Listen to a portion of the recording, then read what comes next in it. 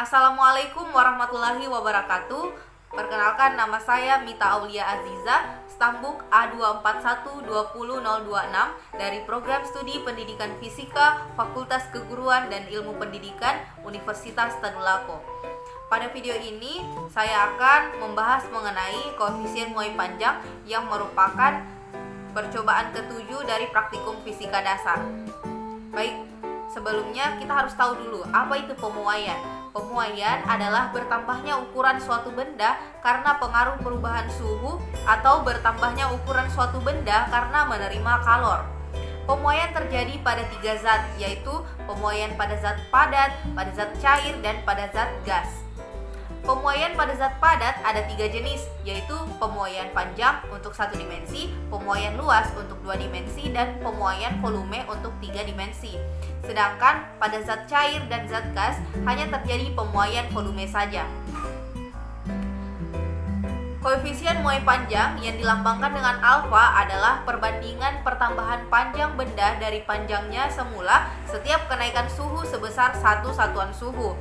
Koefisien muai panjang ini dirumuskan dengan alfa sama dengan delta L per L0 kali delta T, di mana delta L sama dengan LT dikurang L0 dan delta T sama dengan T dikurang T0. Dengan keterangan alfa adalah koefisien muai panjang dengan satuan derajat Celcius, delta L adalah pertambahan panjang benda dengan satuan meter, delta T adalah perubahan suhu dengan derajat Celcius, LT adalah panjang benda setelah dipanaskan dengan satuan M, L0 adalah panjang benda mula-mula dengan satuan M, T adalah suhu benda setelah dipanaskan dengan satuan derajat Celcius, dan T0 adalah suhu benda mula-mula dengan derajat Celcius.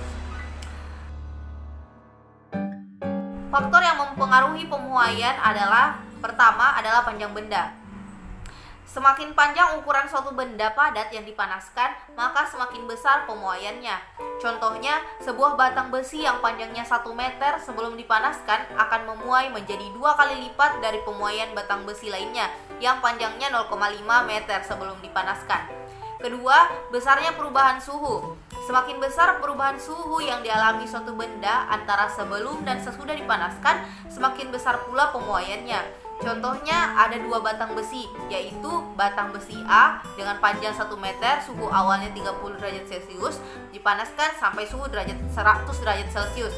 Sedangkan besi B panjangnya 1 meter dengan suhu awalnya 30 derajat Celcius, dipanaskan sampai suhu 80 derajat Celcius. Maka setelah dipanaskan, pemuaian panjang besi A lebih besar dari besi B, karena besi A mengalami perubahan suhu sebesar 70 derajat Celcius, sedangkan besi B mengalami perubahan suhunya sebesar 50 derajat Celcius. Ketiga adalah jenis zat padatnya. Jenis bahan inilah yang mempengaruhi koefisien muai panjang. Misalnya aluminium. Pemuaian aluminium lebih besar dibandingkan baja dan tembaga. Hal ini berarti pertambahan panjang aluminium lebih besar dari tembaga dan baja. Kemudian alat-alat yang digunakan dalam percobaan ini secara offline yaitu satu set expansion apparatus yang berfungsi sebagai tempat untuk meletakkan logam besi dan kuningan yang akan digunakan dalam percobaan. Kedua, ada termometer digital, berfungsi untuk mengukur suhu atau temperatur zat yang digunakan dalam percobaan. Ketiga, ada selang karet yang berfungsi untuk menghubungkan steam generator dengan batang logam dan menyalurkan air yang keluar dari steam generator ke batang logam. Keempat, ada cawan Petri, berfungsi untuk menampung air yang keluar dari lubang yang ada pada batang logam pada saat air mendidih.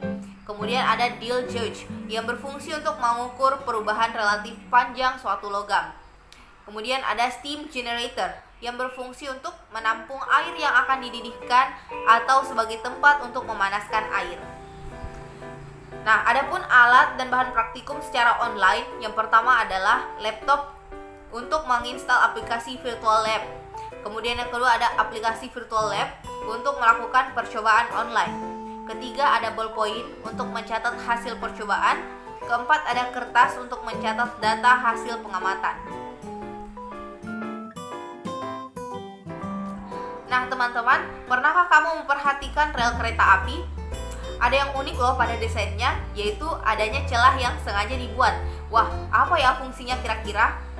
Nah, penerapan konsep muai panjang adalah pada pemasangan rel kereta api yang sengaja dibuat renggang. Hal ini dikarenakan rel kereta api terbuat dari besi. Nah, pada siang hari, rel kereta api tersebut akan terkena sinar matahari, yang berarti besi tersebut menerima kalor dan akan melakukan pemuaian panjang. Apabila pada pemasangan rel kereta api tidak dibuat renggang, maka pada saat siang hari, rel akan memuai dan menyebabkan tabrakan antar rel, dan rel kereta api akan membengkok, yang akan membahayakan kereta api itu sendiri. Baiklah, demikianlah video pembelajaran ini. Semoga dapat bermanfaat. Sekian dari saya. Wabillahi taufiq wal hidayah. Wassalamualaikum warahmatullahi wabarakatuh.